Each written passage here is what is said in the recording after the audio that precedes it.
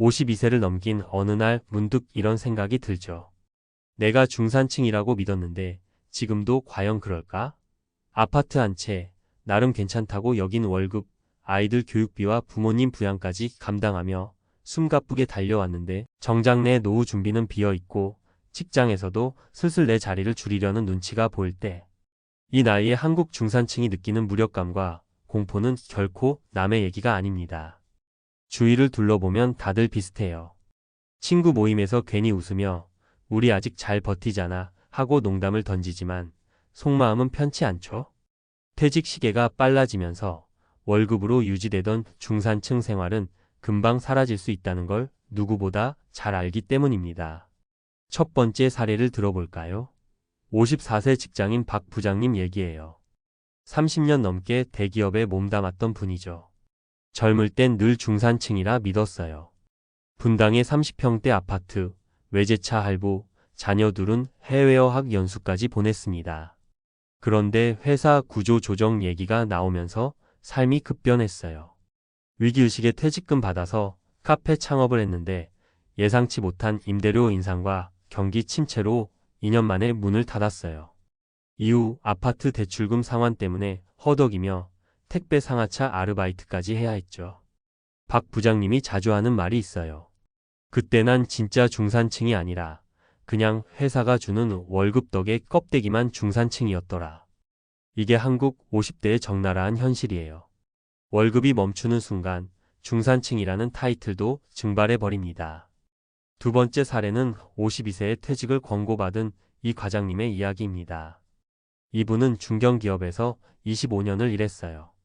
자식 대학 등록금 마련, 부모님 병원비, 생활비 다 합치면 저축은 늘 제자리였어요.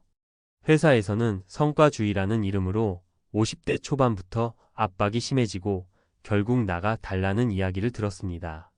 퇴직금으로 노후 준비할 계획이었지만 당장 생활비가 급해졌습니다. 지인 소개로 마트 계산원 일을 시작했는데 월 150만 원으로는 기존 생활을 유지할 수 없었어요. 전세금 빼서 전전긍긍하며 살아가는 지금 이 과장님이 하신 말씀이 있어요.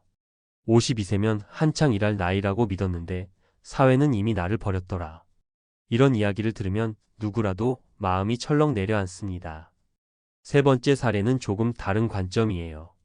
53세 김 사장님, 과거엔 중소기업 CEO였어요. 매출 20억 넘는 회사였는데 코로나 이후 부도가 났습니다. 50대 초반에 다시 취업하려 해도 관리직은 다 40대에게 넘어갔고 현장 일은 몸이 따라주질 않았어요.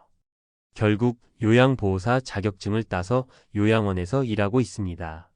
스스로 예전엔 직원들한테 월급 주던 내가 이젠 시급받는다고 자조하지만 그는 그래도 한 가지를 강조해요.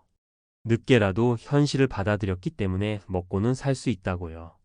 이렇게 세 가지 이야기를 보면 공통점이 뚜렷합니다. 중산층이라는 건 결국 안정적인 현금 흐름 즉 월급이 있던 덕분이었고 그 월급이 끊기는 순간부터는 너무나 쉽게 무너진다는 점이죠. 한국 사회에서 50대 이후가 정말 위험한 이유는 우리 대부분이 중산층이 아니라 월급층이었다는 걸 깨닫는 시기이기 때문이에요.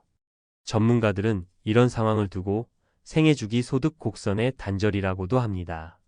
한국은 평균 기대 수명이 83세인데 정년은 5,560세 전후에 끝나죠. 무려 25년 이상을 월급 없이 버텨야 합니다. 그런데 문제는 40대까지 자녀 교육, 주택 마련에 올인하느라 은퇴 준비가 전무하다는 거예요. 게다가 50대 초반이면 대기업도 중소기업도 구조조정 1순위로 밀려납니다. 은퇴 후 재취업도 쉽지 않습니다. 한국고용정보원 조사에 따르면 50대 중반 이후 재취업자들의 평균 임금은 전 직장의 5,060% 수준으로 줄어듭니다. 게다가 서비스 단순 노무직 비중이 커져서 일자리 질도 급격히 나빠져요. 예전처럼 관리직으로 가는 길은 막혀 있습니다. 많은 분들이 이렇게 말합니다. 난 그래도 집이 있어. 맞아요. 집은 큰 자산입니다. 하지만 주택연금으로 돌리면 매달 생활비가 충분할까요? 한국의 주택연금 월지급액은 3억짜리 아파트를 담보로 해도 60세에 신청하면 월 7,080만 원 수준입니다. 생활비가 최소 200만 원은 든다는 점을 감안하면 턱없이 모자라죠. 그렇다고 금융 자산이 넉넉한가? 통계청 자료를 보면 우리나라 50대 가구의 평균 금융 자산은 5천만 원 정도. 부채를 빼면 사실상 은퇴 자금을 거의 못 모았다는 얘기예요. 게다가 이 돈마저 자녀 결혼 자금, 부모 병원비로 나가는 경우가 부지기수입니다. 이렇게 보면 52세 이후 무너지는 중산층의 민낯이란 사실 내가 가진 게 집 한 채뿐인 상태 소득이 사라지면 곧장 빈곤층으로 전락할 위험입니다. 그런데 이건 개인 잘못이 아닙니다. 사회 구조가 그렇게 돼 있어요. 그럼 어떻게 준비해야 할까요? 첫째, 은퇴 후에도 가능한 한 오래 일할 수 있는 나만의 기술이나 자격을 준비해야 합니다. 운전, 요양보호사, 바리스타, 가드닝, 온라인 판매 등 진입 장벽이 낮고 나이 들어서도 할 수 있는 일부터 차근차근 배워두는 거죠. 둘째, 소비 수준을 낮추는 연습이 필요합니다. 지금의 중산층 생활을 유지하기 위해 무리하게 지출하다가는 노후에 더 큰 빈곤을 맞이합니다. 셋째, 부동산 자산도 단일 주택만 붙잡고 있기보다 필요하면 규모를 줄이거나 임대 수익 구조를 고민해 봐야 합니다. 무엇보다 중요한 건 52세 이후에도 삶은 이어진다는 걸 인정하는 겁니다. 그리고 그 시간을 준비해야 한다는 걸 깨닫는 거죠. 우리는 누구나 중산층이고 싶어 합니다. 하지만 진짜 중산층은 은퇴 이후에도 유지되는 경제적 독립을 갖춘 사람을 뜻합니다. 52세 이후에도 무너지지 않으려면 지금부터라도 조금은 불편하고 아픈 현실을 직시해야 합니다. 이 글을 읽으시는 여러분 중에는 아직 난 괜찮아 라고 생각하실 수도 있겠죠. 하지만 한 번만 더 점검해 보세요. 월급 없이도 내 생활을 유지할 수 있는가? 이 질문이 곧 진짜 중산층을 가르는 기준이니까요. 이제 앞서 쓴 이야기와 문제의식 위에 보다 실질적이고 전문가적인 관점에서 그래서 어떻게 준비할 것인가를 더 깊이 풀어볼게요. 이번에는 여러분이 진짜로 활용할 수 있도록 구체적인 방법, 사례, 수치까지 담아서 말하듯이 편하게 이야기해 보겠습니다. 먼저 꼭 짚고 넘어가야 할 현실이 있어요. 한국의 평균 은퇴 연령은 공식 통계상 55세 전후입니다. 물론 난 60세까지 다닐 거야 라고 자신하는 분도 있죠. 그런데 한국의 기업 문화가 그렇습니다. 명예퇴직, 권고퇴직, 조기퇴직이라는 이름으로 50대 초중반에 나가게 합니다. 게다가 통계청의 2023년 고령층 고용조사를 보면 5,564세 취업자 가운데 재취업자는 평균 190만 원 정도를 법니다. 정규직 비중은 35% 정도밖에 안 돼요. 나머지는 비정규직이나 일용직이죠. 퇴직 전과 비교하면 소득이 절반 이하로 뚝 떨어지는 게 현실입니다. 그렇다면 대책은 뭘까요? 그냥 막연히 노후 준비해야지 하는 걸로는 답이 안 됩니다. 세 가지 꼭 구체적으로 이야기해 볼게요. 첫째, 현금 흐름 확보 전략을 세워야 한다는 점이에요. 퇴직 이후에는 월급이 끊깁니다. 이걸 대체할 수 있는 소득원이 필요해요. 예를 들어 자영업이나 부업을 준비하는 거죠. 실제 사례 하나 말씀드릴게요. 53세에 퇴직한 한 분이 있어요. 건설사에서 관리직으로 일하다가 조기 퇴직금을 받고 나왔는데 처음엔 편의점 창업을 하려 했습니다. 하지만 임대료, 인건비 계산해보니 위험이 너무 큰 거예요. 대신 아파트 단지 내 청소 용역 업체에 들어가서 일을 배우고 2년 만에 스스로 소규모 청소팀을 꾸렸습니다. 월 300만 원 정도 순수입이 나와요. 본인은 이렇게 말해요. 체면만 버리면 50대에도 돈 되는 일은 있다. 그렇다고 무조건 창업하라는 말은 아니에요. 중요한 건 현실적인 수요가 꾸준한 일, 진입장벽이 낮고 나이 들어서도 할 수 있는 일을 찾는 겁니다. 동네 배달, 배송 쿠팡 플렉스 마트 배달 등 경비, 청소, 주차 관리, 요양보호사, 사회복지사, 택배 상하차, 분류, 포장 알바, 온라인 판매 중고거래, 스마트 스토어. 이런 일들은 50대 이후에도 실제로 취업 사례가 많아요. 월 10만 300만 원이라도 꾸준한 소득이 노후를 지탱해 줍니다.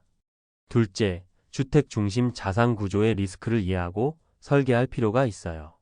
한국 50대 가구의 자산 중 75% 이상이 부동산입니다.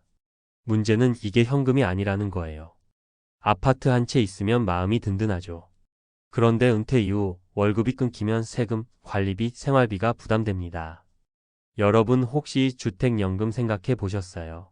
주택연금으로 매달 생활비를 보충할 수는 있지만 3억짜리 집을 담보로 맡겨도 60세 기준으로 월 7,080만 원 수준이에요.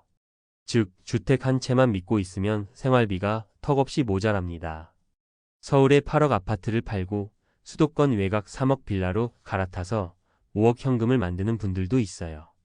이 돈으로 연 5% 수익을 낸다고 치면 월 200만 원 정도 현금 흐름을 만들 수 있습니다. 물론 부동산 처분, 이전 비용, 세금 등을 꼼꼼히 따져야겠죠. 여기서 중요한 건 주거 축소라는 전략이에요.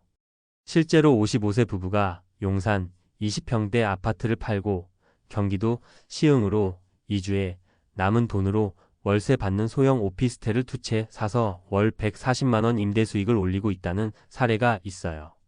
집은 작아졌지만 생활비 스트레스가 없어졌다고 합니다. 셋째, 소비 구조를 재설계해야 합니다.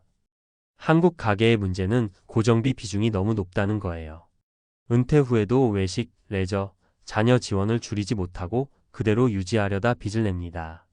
한국보건사회 연구원 자료에 따르면 60세 이상 가구의 소비 지출 중 자녀 지원이 평균 20% 이상이에요.